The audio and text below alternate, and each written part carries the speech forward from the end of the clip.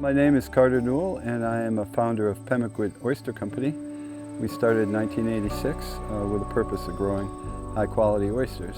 We started figuring out how to grow oysters. I tell people it took us 20 years to figure out how to grow oysters and 20 years to implement it. Basically what we do is we get the oysters from a hatchery at about 2 millimeters, and we put them in a miniature upweller that we invented a couple of years ago, and it allows the oysters to grow really fast at that early stage.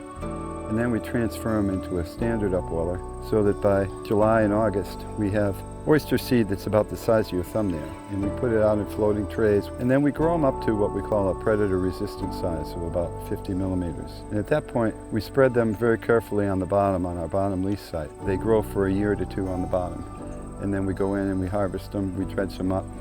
And one of the unique things about Pemaquid oysters is that we have a growing area, and then we have a purging area or a fattening area that's 8 miles from our farm. So we take the oysters from where we grow them, we bring them 8 miles down to Clark's Cove, and the water there is very clean, it's cold, and it's salty. And the oysters get the flavor from that water, and that really makes them distinctive over the other oysters that you can get from Maine. If you see Pemaquid oysters on the menu, now you know a little bit of the story about that. We grow them up to a certain size so they grow a nice cup shell on the bottom, and then we bring them to Clark's Cove to get that signature Pemaquid flavor, and that's what makes them special. The Damariscotta River is a real special place because it dates back to 3,000 years where there's ancient Indian shell heaps that go back to the red paint Indians.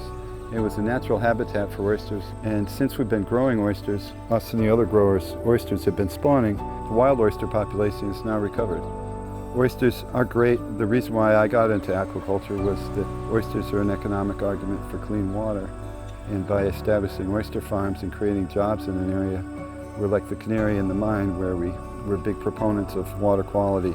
And we've been doing some research over the last few years looking at the benefits of oyster and mussel farming, and we find that what they do is they control the phytoplankton blooms, they purify or clean the water, and they also create artificial reefs for a lot of other species.